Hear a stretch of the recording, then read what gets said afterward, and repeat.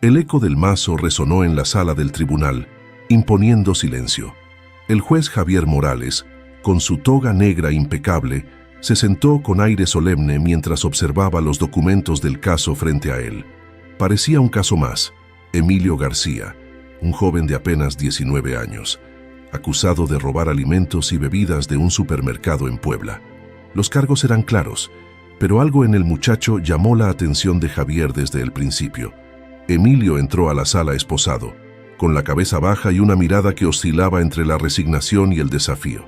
Vestía ropa gastada, y sus manos ásperas mostraban la dureza de una vida en las calles. Sin embargo, lo que realmente capturó la atención de Javier fue una peculiar mancha de nacimiento en su brazo izquierdo, justo visible entre las mangas de su camiseta desgastada. Javier sintió un nudo en el estómago. La mancha era idéntica. No era solo un parecido, era exactamente la misma forma que la de su hijo Mateo, desaparecido hace 20 años.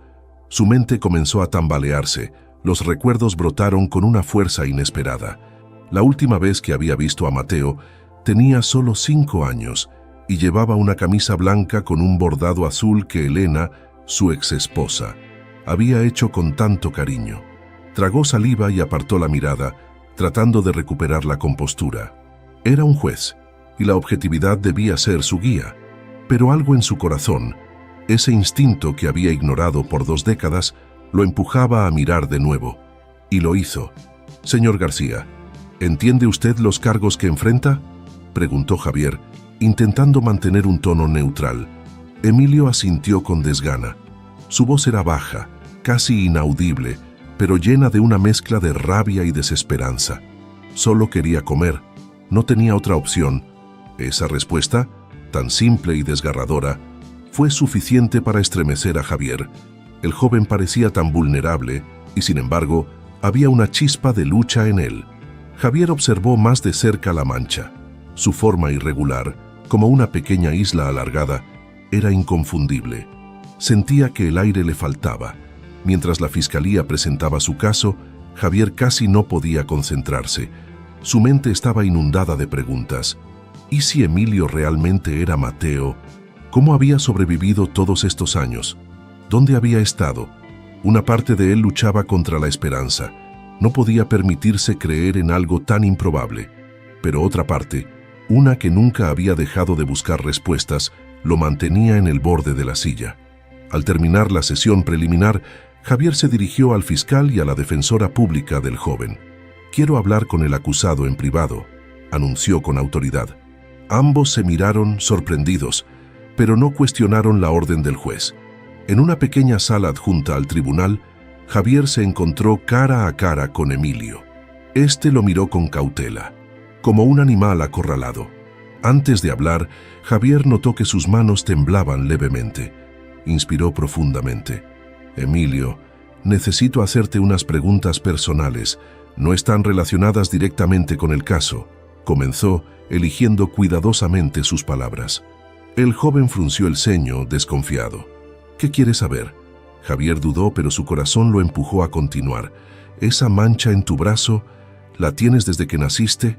Emilio levantó el brazo, mirándola como si nunca antes hubiera sido tan importante. «Sí, siempre la he tenido. Algunos dicen que es como una firma. No sé qué significa, pero es lo único que me recuerda quién soy». Javier sintió un escalofrío. Su instinto gritaba que debía seguir investigando, pero sabía que no podía actuar sin más pruebas. Su mente ya estaba ideando la siguiente jugada. «¿Recuerdas algo de tus padres biológicos? ¿Tienes algún documento, una foto, algo que te conecte con ellos?». Emilio negó con la cabeza, claramente incómodo con la dirección de la conversación.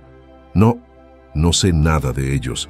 Me dijeron que me encontraron cuando era niño, caminando solo por las calles. Todo lo demás está en blanco». Javier cerró los ojos por un momento. Era demasiado para procesar. Cuando los abrió, su voz tembló ligeramente, pero trató de mantener la calma. «Voy a sugerir que se realice un examen de ADN. Es solo un procedimiento, pero podría ayudarnos a entender mejor tu situación. ¿Estarías de acuerdo?». Emilio parecía confundido y un poco asustado, pero asintió lentamente. «Supongo que sí. No tengo nada que perder. Mientras el joven salía de la sala, escoltado por los guardias, Javier se quedó allí, inmóvil. Su mente estaba dividida entre la lógica y la esperanza. Había abierto una puerta que podría cambiarlo todo y sabía que no habría vuelta atrás. La oficina del juez Javier Morales estaba en silencio, iluminada solo por la luz tenue de una lámpara de escritorio. El expediente del caso de Emilio García estaba frente a él, pero Javier no podía concentrarse en los papeles. Su mente estaba atrapada en un torbellino de recuerdos que lo arrastraban 2 décadas atrás, a un día que había cambiado su vida para siempre. Era el mes de julio en Oaxaca, durante la fiesta de la Guelaguetza, uno de los eventos más vibrantes y coloridos de México. Javier, entonces un abogado joven, y su esposa Elena, junto con su hijo Mateo, de 5 años, habían viajado desde la Ciudad de México para disfrutar de la celebración. Javier podía casi escuchar el estruendo de los mariachis, el retumbar de los tambores y las risas de los niños corriendo entre los puestos de comida y artesanías. Recordaba cómo Mateo había insistido en llevar una máscara de jaguar que habían comprado en uno de los puestos. «Mira, papá, soy un jaguar de verdad», decía Mateo, mientras corría entre la multitud, rugiendo con entusiasmo. «No te alejes mucho, Mateo», le había advertido Elena, su voz cargada de una mezcla de diversión y preocupación. Pero en medio del bullicio, entre las danzas folclóricas y las explosiones de los fuegos artificiales, sucedió lo inimaginable. Mateo desapareció. Primero fue un instante de desconcierto. Javier y Elena se miraron, esperando que el niño apareciera detrás de algún puesto o entre las piernas de los transeúntes. Pero cuando los segundos se convirtieron en minutos y los minutos en horas, el pánico se apoderó de ellos. La búsqueda fue frenética. Javier recordaba cómo su voz se rompía mientras gritaba el nombre de su hijo, empujando entre la multitud y preguntando a cualquiera que estuviera cerca. ¿Han visto a un niño? Tiene 5 años, cabello castaño, una máscara de jaguar. Por favor. Elena lloraba desconsoladamente, aferrándose a la mano de Javier, como si temiera perderlo también. Decenas de personas se unieron a la búsqueda esa noche, pero al amanecer, cuando el bullicio de la fiesta había desaparecido y las calles estaban vacías, no había rastro de Mateo. Javier volvió al presente, sacudiendo la cabeza como si intentara deshacerse de las imágenes que lo perseguían. Habían pasado 20 años desde ese día, pero el dolor seguía fresco, como una herida que nunca sanó por completo. Habían hecho todo lo posible. Denunciaron la desaparición, acudieron a la policía, distribuyeron volantes con la foto de Mateo. Contrataron investigadores privados, pero nunca obtuvieron respuestas. Era como si el niño se hubiera desvanecido en el aire. Elena y Javier no lograron sobrevivir a la pérdida. El dolor los consumió, creando un abismo entre ellos que ninguna terapia pudo cerrar. Elena se mudó a Guadalajara con su familia, mientras Javier se enterró en el trabajo, persiguiendo una carrera en el sistema judicial que lo mantuviera ocupado y lejos de los recuerdos. Ahora, mientras veía la foto de Emilio en el expediente, la esperanza que había aprendido a enterrar comenzaba a renacer, aunque con ella también regresaban la culpa y el miedo. ¿Y si estaba equivocado? ¿Y si estaba abriendo una herida que nunca podría cerrar? Javier tomó el teléfono con manos temblorosas y marcó un número que no había usado en años. La voz de Elena, serena y distante, respondió al otro lado de la línea. «¿Javier?», preguntó sorprendida. «Elena, creo que encontré a Mateo». Hubo un largo silencio. Javier pudo escuchar cómo ella contenía el aliento. «¿De qué estás hablando?», preguntó finalmente, su voz cargada de incredulidad y emoción contenida. Javier le explicó todo: el caso de Emilio, la mancha de nacimiento, el test de ADN que estaba en proceso. Elena escuchó en silencio, y cuando habló, su voz estaba quebrada. «Javier, si esto no es cierto, no sé si podré soportarlo otra vez». «Lo sé, Elena. Yo tampoco», admitió él con sinceridad. Colgaron con una mezcla de esperanza y temor, y Javier volvió a su escritorio, decidido a descubrir la verdad. La espera por los resultados del ADN sería insoportable, pero era un paso necesario. Mientras tanto, Sabía que necesitaba entender más sobre la vida de Emilio, sobre lo que había pasado en esos 20 años que lo habían llevado hasta esa sala del tribunal. Afuera, las luces de la ciudad parpadeaban en la oscuridad, pero para Javier, la noche parecía interminable. La luz de la mañana entraba tímidamente por las ventanas de la celda donde Emilio García había pasado la noche. Las paredes grises y desnudas reflejaban el ambiente austero, pero Emilio estaba acostumbrado a ese tipo de lugares, fríos, indiferentes. Su vida había sido una sucesión de espacios como ese, desde las calles hasta los refugios temporales que frecuentó en su niñez. Sin embargo, algo en el juez que lo había interrogado el día anterior lo inquietaba. Había una intensidad en su mirada que no podía olvidar. El guardia golpeó la puerta con brusquedad. «Tienes visita», anunció.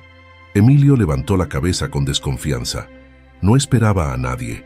Apenas había conocido personas que se interesaran por él en su vida. Cuando lo escoltaron a la pequeña sala de visitas, se encontró cara a cara con Rosa Velasco, su defensora pública, una mujer en sus 30 y tantos con una mirada firme y una sonrisa que intentaba transmitir confianza. «Hola, Emilio», comenzó Rosa, dejando caer una carpeta sobre la mesa. «Soy tu abogada. Estoy aquí para ayudarte». Emilio cruzó los brazos y se hundió en la silla, claramente incómodo. «¿Qué puede hacer usted por mí?», preguntó con sarcasmo. «Ya estoy acostumbrado a estas cosas». Rosa no se dejó intimidar por su actitud. «Tal vez no mucho, pero puedo intentarlo. Necesito entender tu situación, tu historia. ¿Por qué estabas robando en el supermercado?». El joven suspiró, mirando a un punto indefinido en la pared. Después de un momento de silencio, decidió hablar. «Estaba hambriento». «Eso no es obvio», respondió, pero al ver que Rosa no se apartaba de su mirada, añadió: «No es solo para mí. Hay otros chicos como yo en la calle. Nos cuidamos entre nosotros». Rosa anotó algo en su libreta, sin apartar los ojos de Emilio. «¿Cómo terminaste en las calles? ¿Dónde están tus padres?». Emilio se encogió de hombros. Su voz se tornó más baja. «No tengo recuerdos claros de ellos. Me encontraron cuando era niño, vagando solo en Puebla. Tenía unos 5 o 6 años, creo. Me llevaron a un refugio, pero no me quedé mucho tiempo. Esos lugares no son buenos, así que aprendí a sobrevivir por mi cuenta». Rosa tomó nota de cada palabra, pero también observó los gestos de Emilio. Había una dureza en él, forjada por años de lucha, pero también una vulnerabilidad que intentaba ocultar. «¿Y esa mancha en tu brazo?», preguntó con delicadeza. «Es muy peculiar. ¿Alguna vez alguien te habló de ella?». Emilio miró su brazo como si lo estuviera viendo por primera vez. Pasó los dedos sobre la marca, una forma irregular que se extendía cerca de su codo. «Siempre la he tenido. A veces la gente me decía que era como un mapa, pero para mí no significa nada, solo es una marca». Rosa asintió intentando no presionarlo más. Sabía que Emilio estaba acostumbrado a no confiar en nadie, y ganarse su confianza sería un proceso lento. «El juez Morales está interesado en hacer un examen de ADN. ¿Te explicó para qué es?», preguntó finalmente. Emilio frunció el ceño, claramente desconcertado. «Dijo que era para entender mi situación. No sé qué tiene que ver eso con el robo». Rosa se inclinó hacia él suavizando su tono. «El juez cree que podría haber una conexión entre ustedes. No puedo decir más por ahora, pero creo que vale la pena que lo hagas. Esto podría cambiar tu vida». Emilio no respondió de inmediato. Sus ojos buscaron algo en el rostro de Rosa, tal vez un indicio de que podía confiar en ella. «Ya no espero nada de la vida, señora, pero si esto significa salir de aquí más rápido, lo haré». Esa misma tarde, Emilio fue escoltado a una clínica para tomar la muestra de ADN. Javier no estaba presente, pero Rosa lo acompañó durante el proceso. Fue un momento rutinario, pero para Javier representaba un punto de inflexión. Mientras esperaba los resultados, se sumergió en la investigación del pasado de Emilio, intentando conectar los puntos. Por otro lado, Emilio regresó a su celda con un cúmulo de pensamientos contradictorios. Hablar de su vida no era algo que solía hacer, y el hecho de que alguien estuviera tan interesado en su historia lo incomodaba. Había aprendido a vivir sin esperar ayuda, y esa desconfianza era lo que lo había mantenido a salvo hasta ahora. Esa noche, mientras se acurrucaba en el catre duro de la celda, sus pensamientos volvieron a los días más oscuros de su infancia. Recordó a otros niños en las calles, los peligros que enfrentaban y cómo algunos se unían a redes de explotación para sobrevivir. Emilio siempre había evitado esas trampas hasta que apareció Esteban Vargas, un comerciante que ofrecía protección a cambio de que trabajaran para él. La idea de volver a enfrentar esa parte de su pasado lo inquietaba profundamente. Los días que siguieron fueron una tormenta de emociones para Javier Morales. En su interior, una batalla entre la lógica y la esperanza lo mantenía en vilo. Como juez, sabía que el ADN era una prueba concluyente, pero como padre, cada momento de espera se sentía interminable. Cada minuto sin la respuesta parecía alargar el eco de 20 años de incertidumbre. Esa mañana, Javier recibió una llamada que cambió todo. La clínica había completado el análisis y los resultados estaban listos.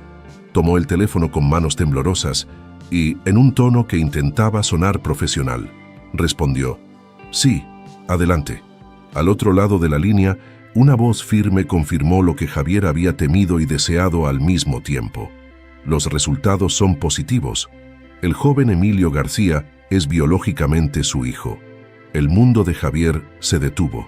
Su respiración se volvió pesada y tuvo que apoyarse en el escritorio para no perder el equilibrio. Una parte de él quería gritar de alegría, pero otra se sentía invadida por un remolino de culpa y miedo. Su hijo, perdido durante tanto tiempo, había vivido una vida llena de sufrimiento mientras él se resignaba a la idea de que estaba muerto.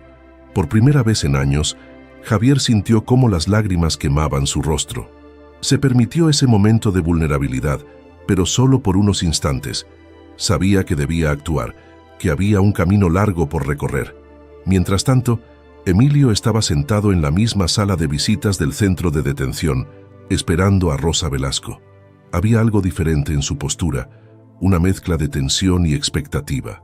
Rosa llegó con el expediente en la mano, su expresión solemne, pero con una calidez inusual. «Emilio, tengo algo importante que decirte», comenzó mientras tomaba asiento frente a él. El joven no apartó la mirada, como si intentara leer entre las líneas antes de que ella hablara. «El resultado del ADN confirma que Javier Morales es tu padre biológico». El silencio en la sala fue ensordecedor. Emilio parpadeó varias veces, como si procesar esas palabras requiriera más tiempo del que tenía. Finalmente, soltó una risa amarga.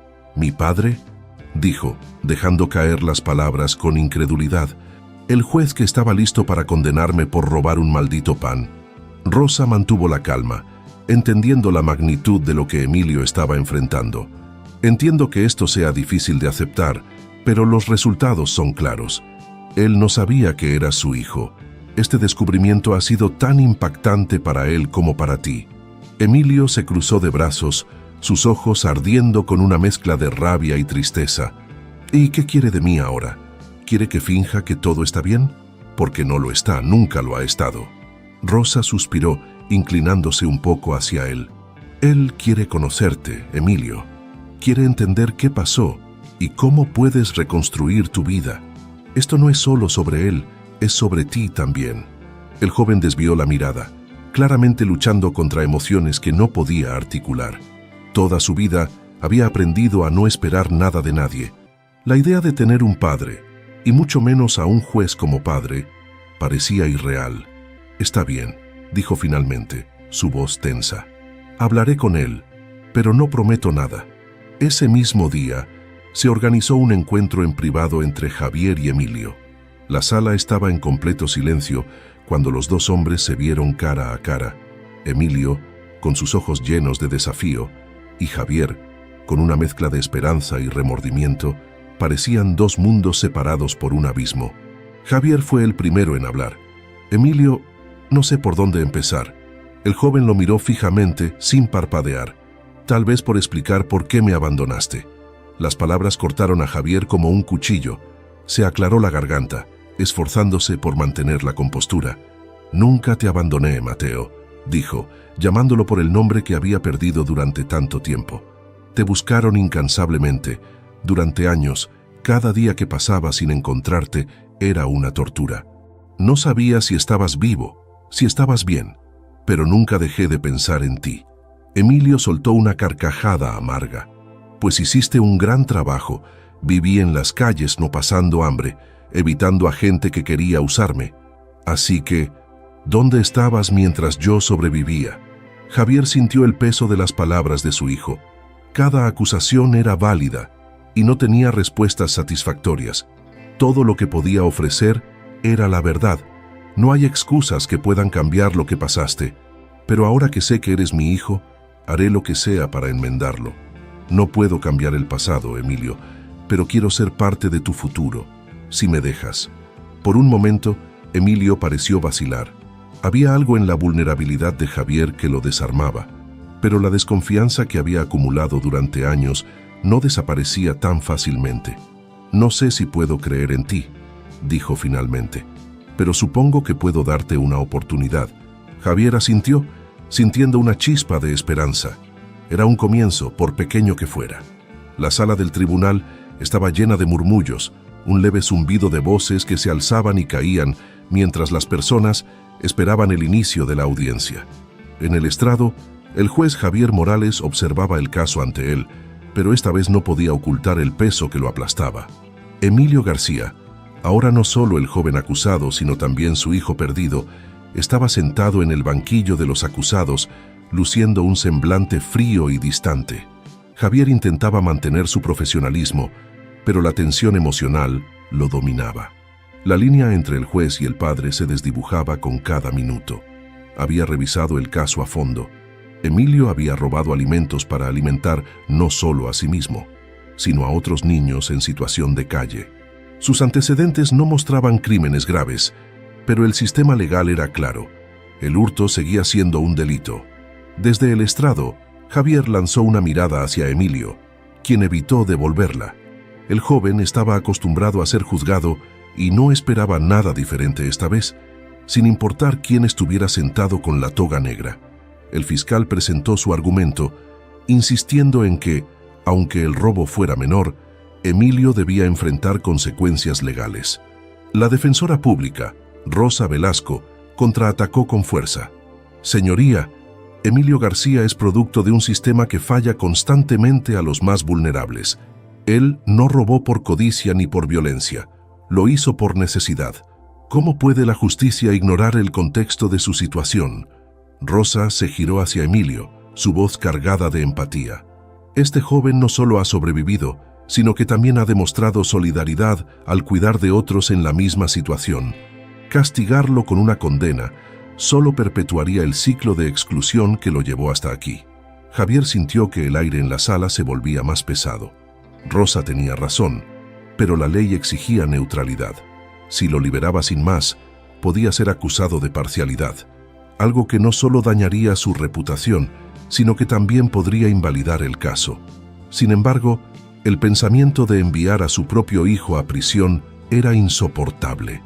Esa noche, sentado en su despacho, Javier repasaba los argumentos legales y los dilemas morales. En su escritorio tenía dos fotos, una de Mateo de 5 años, con la máscara de jaguar que adoraba, y otra reciente de Emilio, tomada durante su ingreso al sistema. La diferencia entre las dos imágenes era abrumadora, pero sus ojos eran los mismos. ¿Qué harías tú, Mateo, si estuvieras en mi lugar?, susurró Javier al aire, su voz quebrada. El silencio fue su única respuesta. Su teléfono vibró sacándolo de sus pensamientos. Era un mensaje de Rosa. Tenemos más información sobre Vargas. Necesitamos hablar. Al día siguiente, Rosa presentó un informe en la oficina de Javier. Había descubierto algo que cambiaba el panorama del caso. Emilio no había actuado solo. Había sido manipulado por Esteban Vargas, un comerciante que utilizaba a niños en situación de calle para cometer pequeños delitos en su beneficio. Vargas controlaba a los jóvenes con amenazas y falsas promesas de protección. Emilio no es un criminal, señoría. Es una víctima, afirmó Rosa, colocando los documentos frente a él. Si esto no se investiga, Vargas seguirá explotando a otros niños. Javier estudió el informe con atención. La evidencia era contundente. Esto no solo cambiaba el caso de Emilio, sino que también abría la posibilidad de desmantelar una red que destruía vidas. «Esto es más grande de lo que pensé», murmuró Javier frotándose las sienes. Rosa asintió. «Pero necesitamos su apoyo. Usted tiene la autoridad para ordenar una investigación formal contra Vargas mientras busca una resolución justa para Emilio». Javier sabía que esta era su oportunidad para proteger a su hijo, no solo del sistema, sino también de las sombras de su pasado. Pero al hacerlo, debía mantenerse firme como juez. La línea entre el deber y el amor paternal seguía siendo frágil. En la siguiente audiencia, Javier tomó una decisión crucial. Antes de dictar una sentencia, se dirigió a la sala con un tono que mezclaba autoridad y humanidad. «Este caso no es solo sobre un robo. Es un reflejo de las fallas de nuestra sociedad para proteger a los más vulnerables. He revisado la evidencia presentada y creo que hay motivos para investigar a fondo las circunstancias que llevaron al acusado a este punto». Ordenó una investigación inmediata sobre Esteban Vargas y su red, mientras concedía a Emilio una medida cautelar. Trabajos comunitarios supervisados mientras se desarrollaba el caso. Para muchos, esto parecía una indulgencia, pero Javier sabía que era una forma de darle a su hijo una segunda oportunidad. Emilio, sentado en el banquillo, levantó la vista por primera vez y encontró los ojos de Javier. En su mirada había algo nuevo, un destello de reconocimiento, tal vez incluso de respeto. La investigación sobre Esteban Vargas comenzó rápidamente, encabezada por Rosa Velasco y un equipo designado por el tribunal. Los días que siguieron fueron una mezcla de revelaciones inquietantes y esfuerzos desesperados por desentrañar la red de explotación que había mantenido atrapado a Emilio durante años. Emilio caminaba por las calles de Puebla, sus pensamientos atrapados en recuerdos que preferiría olvidar. Tenía unos 7 años cuando conoció a Esteban Vargas. Lo recordaba claramente. Un hombre de sonrisa afable y palabras amables que, en su momento, parecieron un salvavidas en medio de la miseria. «¿No tienes a dónde ir?», le había preguntado Vargas, extendiendo una mano. «Yo puedo ayudarte». Vargas ofrecía refugio, comida y trabajo. Para un niño en situación de calle, parecía una oferta irreal. Emilio, hambriento y desesperado, aceptó sin pensar 2 veces. Sin embargo, pronto se dio cuenta de la verdadera naturaleza de la ayuda de Vargas. El refugio era un espacio oscuro y abarrotado donde se reunían otros niños en situaciones similares. La comida era escasa y el trabajo no era más que pequeños hurtos y favores peligrosos en el mercado negro. Los que se rebelaban enfrentaban castigos severos, desde golpizas hasta ser abandonados a su suerte. «Si no haces lo que te digo, terminarás muerto en la calle», le advirtió Vargas en una ocasión, con una mirada gélida que Emilio nunca pudo olvidar. A lo largo de los años, Emilio aprendió a sobrevivir en ese entorno, pero no sin un costo emocional. Cada día era una lucha por conservar su humanidad mientras cumplía órdenes para evitar castigos. Mientras Emilio revivía esos recuerdos, Rosa y su equipo recopilaban pruebas contundentes contra Vargas. Testimonios de otros jóvenes, registros financieros sospechosos y videos de seguridad lo colocaban como el líder de una red de explotación. Pero Vargas no era un hombre fácil de derribar. Tenía conexiones en el comercio local y sabía cómo cubrir sus rastros. Un día, mientras revisaban documentos confiscados, Rosa recibió una llamada anónima de una persona que aseguraba haber trabajado con Vargas. Citó a la persona en una cafetería discreta, llevándose a Emilio como apoyo moral. Javier, aunque preocupado, permitió que su hijo participara, entendiendo que enfrentar su pasado era un paso necesario para sanar. El informante resultó ser un joven llamado Luis, de 23 años, que había escapado del control de Vargas hacía pocos años. «Vargas es un maestro de las amenazas», explicó Luis, su voz temblorosa. «No solo manipula a los niños, también tiene contactos que lo protegen. Pero hay algo que lo asusta: la publicidad. Si esto llega a los medios, perderá el control». Rosa, Emilio y el equipo decidieron enfrentar a Vargas directamente. Organizaron una redada en uno de los mercados donde operaba. asegurándose de que los medios locales estuvieran presentes para cubrir el evento. La policía, armada con una orden de arresto, irrumpió en el lugar causando revuelo entre los comerciantes.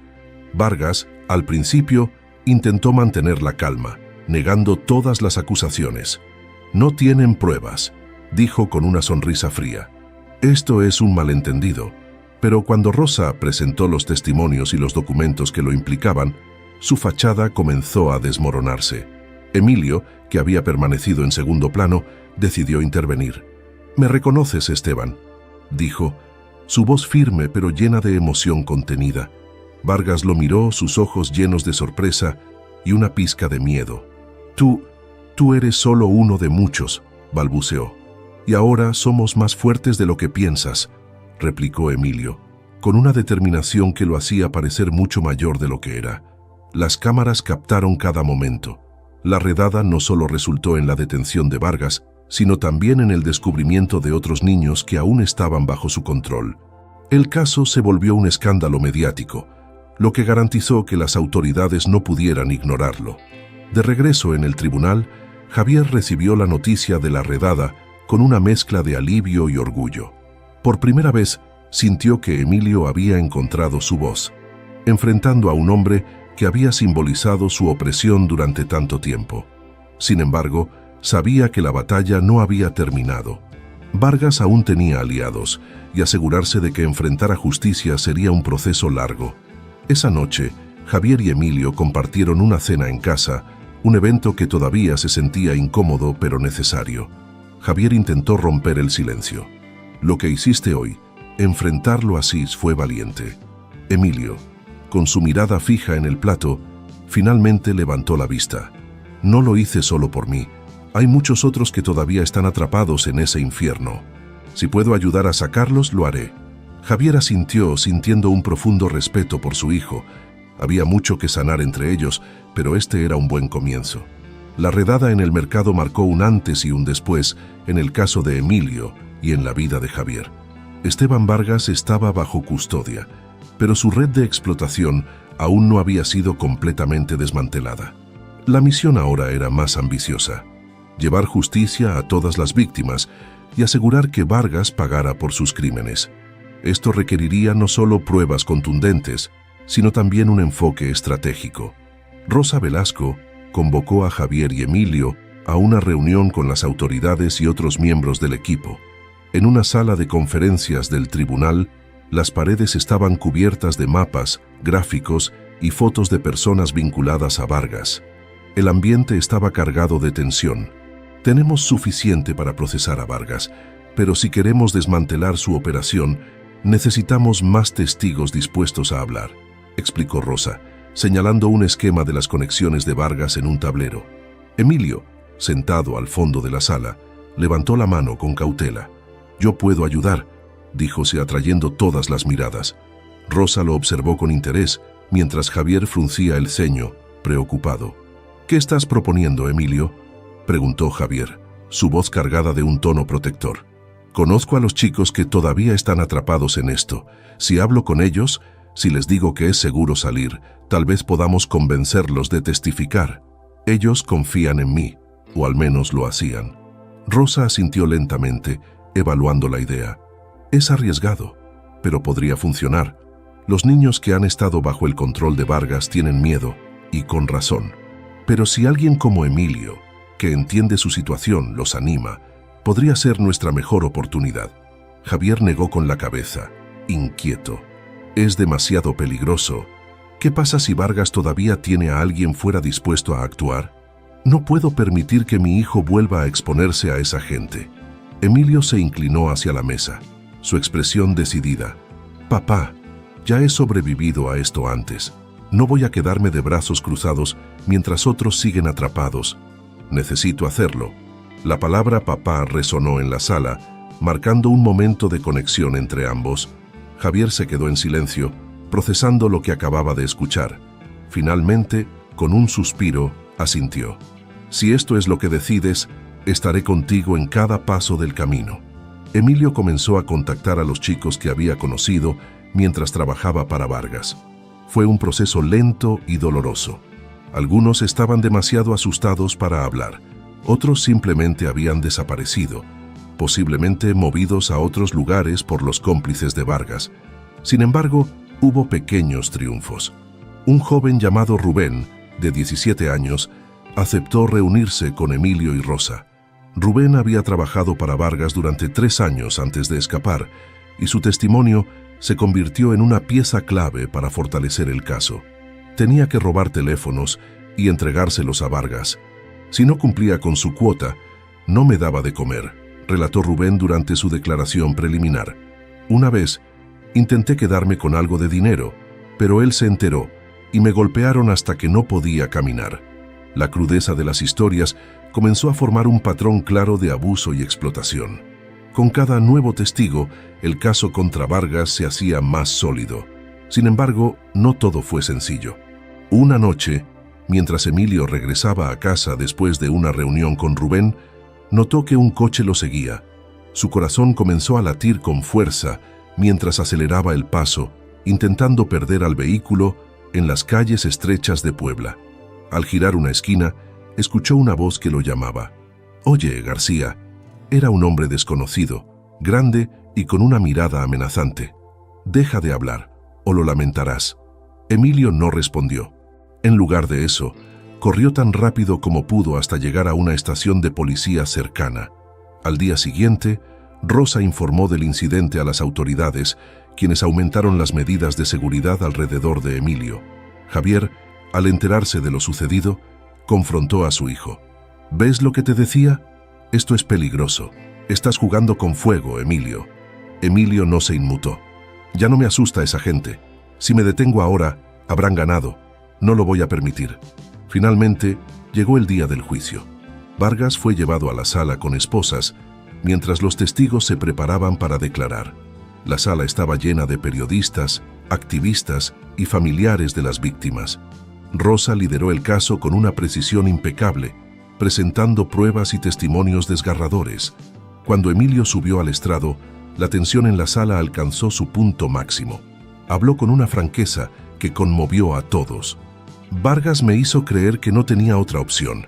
Me manipuló, me usó y me quitó años de mi vida, pero ya no tiene poder sobre mí». La declaración de Emilio fue el golpe final. Al final del juicio, Vargas fue declarado culpable de múltiples cargos de explotación infantil, tráfico de bienes robados y extorsión. De regreso en casa, Emilio y Javier compartieron una comida en silencio, procesando lo que habían logrado. Finalmente, Javier habló. «Estoy orgulloso de ti, hijo, no solo por lo que hiciste en el juicio, sino por cómo enfrentaste todo esto». Emilio sonrió ligeramente, algo que Javier había visto pocas veces desde que lo conoció. «Gracias, papá, por creer en mí». Era un pequeño paso hacia la reconciliación, pero para ambos significaba mucho. La sala del tribunal estaba repleta. Era el último día del juicio, y todos los ojos estaban puestos en Esteban Vargas. Desde que comenzaron las audiencias, el caso se había convertido en un tema nacional, atrayendo la atención de medios y defensores de derechos humanos. El peso de las pruebas y los testimonios hacía que la caída de Vargas pareciera inevitable, pero la tensión aún era palpable. Emilio estaba sentado entre los testigos, observando con una mezcla de alivio y temor. Había enfrentado sus recuerdos, sus traumas y al propio Vargas, pero aún no podía descansar. Sabía que la sentencia no solo cerraría un capítulo en su vida, sino también abriría la puerta para que otros niños pudieran escapar del ciclo de explotación. El juicio alcanzó su clímax cuando Rubén, el joven que había escapado de la red de Vargas, subió al estrado. Su testimonio fue devastador, narrando con detalle cómo Vargas controlaba a los niños con amenazas y violencia. Nos hacía sentir como si no tuviéramos otra opción. Nos decía que si hablábamos, nos encontraría, y que nadie nos creería porque éramos nadie, dijo Rubén, su voz temblorosa pero firme. La fiscalía presentó también un video recuperado de una de las propiedades de Vargas que mostraba cómo organizaba las operaciones con los niños. Las imágenes eran tan impactantes que algunos en la sala no pudieron evitar apartar la mirada. Cuando llegó el turno de la defensa, el abogado de Vargas intentó desacreditar a los testigos, señalando que muchos tenían antecedentes delictivos, pero Rosa, anticipando esta estrategia, intervino con fuerza.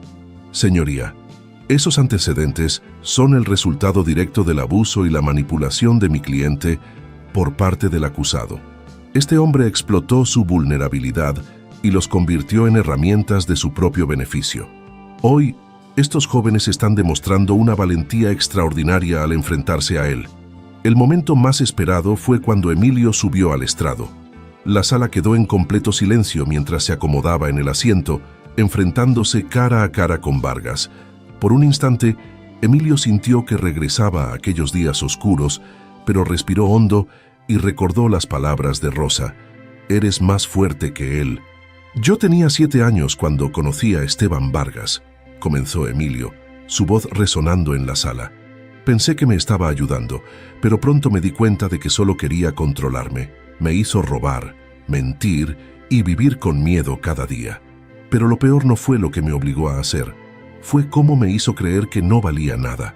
Hizo una pausa, mirando a Vargas directamente. «Ya no tiene poder sobre mí. Estoy aquí para asegurarme de que nunca más pueda hacerle esto a nadie». Las palabras de Emilio no solo conmovieron al jurado, sino también a quienes llenaban la sala. Por primera vez, sintió que tenía el control de su propia historia. Después de horas de deliberación, el jurado regresó con su decisión. La juez principal pidió silencio en la sala mientras leía el veredicto. En el caso del pueblo contra Esteban Vargas, el jurado lo declara culpable de todos los cargos. La sala estalló en aplausos y murmullos. Vargas, que había mantenido una actitud desafiante durante todo el juicio, finalmente mostró una expresión de derrota. Fue condenado a más de 20 años de prisión sin posibilidad de libertad condicional. Emilio cerró los ojos, dejando escapar un suspiro de alivio. Sabía que esto no borraría el pasado, pero era un paso hacia la justicia. Javier, sentado entre el público, miró a su hijo con orgullo y una renovada esperanza. La condena de Vargas marcó un cambio significativo en la lucha contra la explotación infantil en México. Los medios cubrieron ampliamente el caso y las autoridades prometieron mayores esfuerzos para proteger a los niños en situación de calle. Rosa Velasco fue elogiada por su papel en el juicio, y Emilio se convirtió en una voz destacada para los derechos de los jóvenes vulnerables. En casa, la relación entre Javier y Emilio comenzó a transformarse. Aunque aún había barreras que superar, ambos estaban comprometidos a reconstruir su vínculo. Javier decidió dar un paso atrás en su carrera judicial para dedicar más tiempo a su familia, mientras Emilio exploraba nuevas oportunidades para darle un propósito a su vida. El eco de las palabras del veredicto aún resonaba en la mente de Emilio mientras se alejaba de la sala del tribunal. Por primera vez en años, sintió que una pesada carga comenzaba a liberarse de sus hombros. Vargas estaba tras las rejas, y aunque eso no borraba el pasado, significaba el fin de una era de miedo para él y para otros como él. Sin embargo, la verdadera batalla apenas comenzaba, la de reconstruir su vida. Días después del juicio de Vargas, Emilio tuvo que regresar al tribunal, esta vez no como testigo, sino como acusado. El caso de hurto en el supermercado aún estaba pendiente, y el juez a cargo no era otro que su padre, Javier Morales. A pesar de los avances en su relación, la tensión era palpable. Emilio sabía que Javier estaba bajo una intensa presión. Su decisión no solo afectaría la vida de su hijo, sino también su reputación como juez. La sala estaba silenciosa mientras Javier se preparaba para dictar sentencia. Miró a Emilio desde el estrado y por un momento, sus roles parecieron intercambiarse. Ya no veía a un acusado, sino al niño que había perdido, al joven que había luchado solo durante tantos años. «Señor García», comenzó Javier, usando deliberadamente el apellido de Emilio para mantener la formalidad. «Este tribunal reconoce que los actos que cometió fueron motivados por circunstancias extremas.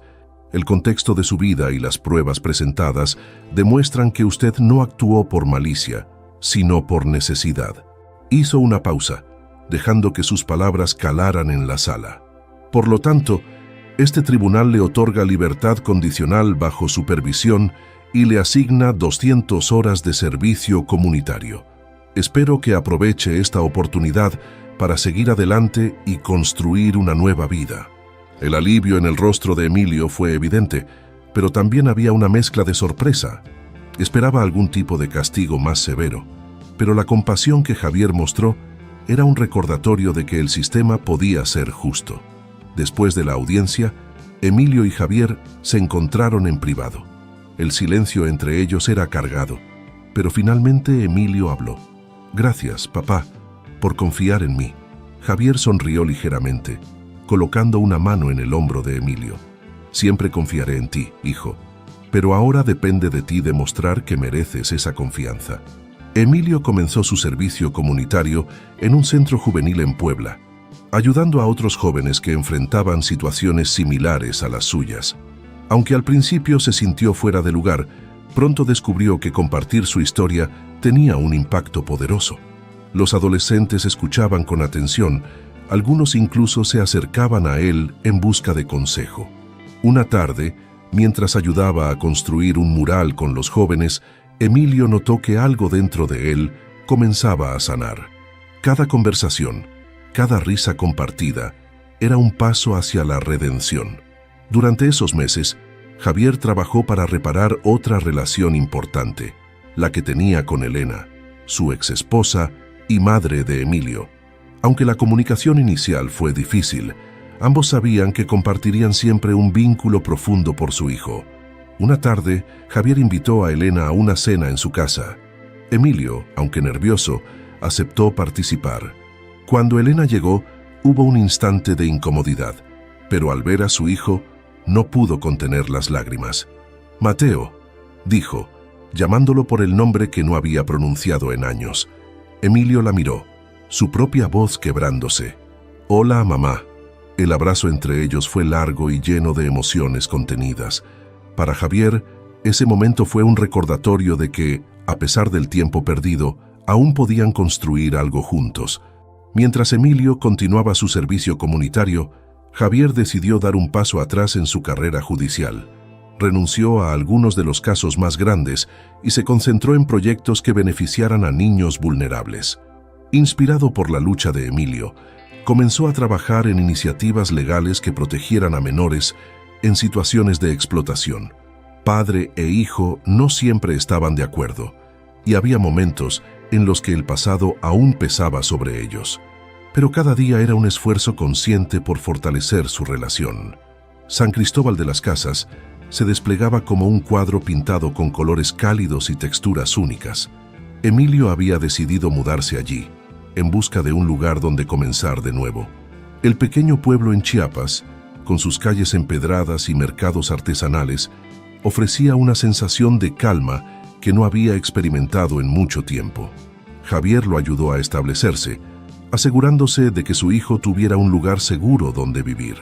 Había encontrado un taller de carpintería dirigido por un hombre llamado Don Francisco, un anciano paciente y sabio que no solo enseñaba el oficio, sino también valores de disciplina y perseverancia.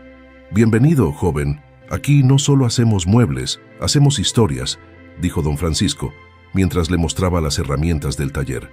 «Cada pieza tiene algo de quien la crea, así que asegúrate de trabajar con el corazón». Emilio sonrió tímidamente. Aunque al principio se sentía torpe y fuera de lugar, pronto comenzó a disfrutar del trabajo manual. Tallar madera, ensamblar piezas y dar vida a objetos útiles le proporcionaba una sensación de logro que nunca había conocido. Mientras Emilio se adaptaba a su nueva vida, Javier y Elena aprovecharon la distancia para reflexionar sobre su relación. Ambos se dieron cuenta de que, aunque el dolor los había separado, la esperanza de ver a su hijo recuperado los volvía a unir. Una tarde, decidieron visitarlo juntos en San Cristóbal. Cuando llegaron al taller, encontraron a Emilio lijando cuidadosamente una silla de madera. Su rostro, cubierto de polvo y sudor, mostraba una expresión de concentración y serenidad. «Hola, hijo», dijo Javier, rompiendo el silencio. Emilio levantó la vista y al ver a sus padres juntos, dejó lo que hacía. Por primera vez en mucho tiempo, los tres compartieron una comida tranquila en un restaurante local. Hablaron de cosas simples, el trabajo de Emilio, los proyectos de Javier y los recuerdos de la infancia que Elena guardaba en su corazón. Siempre supe que tenías talento con las manos, comentó Elena, tocando suavemente la madera pulida de la silla que Emilio había hecho. Creo que lo heredé de ti, mamá. Eras muy buena tejiendo, respondió Emilio con una sonrisa. Era un momento pequeño, pero significativo. La familia estaba empezando a encontrar su equilibrio, pieza por pieza. Con el tiempo, Emilio decidió usar lo que había aprendido para ayudar a otros. Junto con don Francisco, comenzó a enseñar carpintería a jóvenes en situaciones vulnerables. El taller se convirtió en un lugar donde no solo se construían muebles, sino también confianza y esperanza. Un día, mientras enseñaba a un adolescente cómo medir y cortar madera, Javier llegó con una sorpresa. Había ayudado a establecer un programa de becas que proporcionaba herramientas y materiales para los aprendices del taller. Quiero asegurarme de que otros tengan la oportunidad que tú tuviste, hijo, dijo Javier, entregándole una caja de herramientas nueva. Emilio, visiblemente conmovido, lo abrazó. Gracias, papá. Esto significa mucho. Los meses pasaron y Emilio comenzó a sentir algo que creía imposible: paz. Aunque el pasado seguía presente, ya no lo definía. La relación con sus padres era más fuerte, y el taller se había convertido en un refugio no solo para él, sino para otros que buscaban una segunda oportunidad. Una tarde, mientras veía el atardecer desde la terraza de su pequeña casa, Emilio reflexionó sobre su camino. Había enfrentado dolor, pérdida y miedo, pero también había encontrado amor, propósito y redención. Ahora sabía que la vida, como la madera que tallaba, podía ser transformada con tiempo y esfuerzo. Elena y Javier se unieron a él en la terraza, cada uno con una taza de café. El silencio entre ellos no era incómodo, sino lleno de entendimiento. Habían recorrido un largo camino juntos, y aunque el futuro era incierto, estaban listos para enfrentarlo como familia. Por primera vez, siento que estoy exactamente donde debo estar, dijo Emilio, mirando a sus padres. Elena lo tomó de la mano, mientras Javier sonreía con orgullo. Y nosotros estaremos contigo, hijo, siempre. Gracias por acompañarnos en esta emocionante historia llena de amor, superación y redención. Esperamos que esta narrativa haya tocado sus corazones tanto como lo hizo con nosotros al compartirla. Si disfrutaron de este contenido, no olviden darle like, suscribirse a nuestro canal y activar la campanita para que no se pierdan nuestras próximas historias. Cuéntenos en los comentarios qué parte de la historia les emocionó más o si tienen una experiencia similar que les gustaría compartir. Nos encanta leerlos y saber qué opinan. Gracias por su apoyo y por formar parte de esta comunidad. Nos vemos en el próximo video.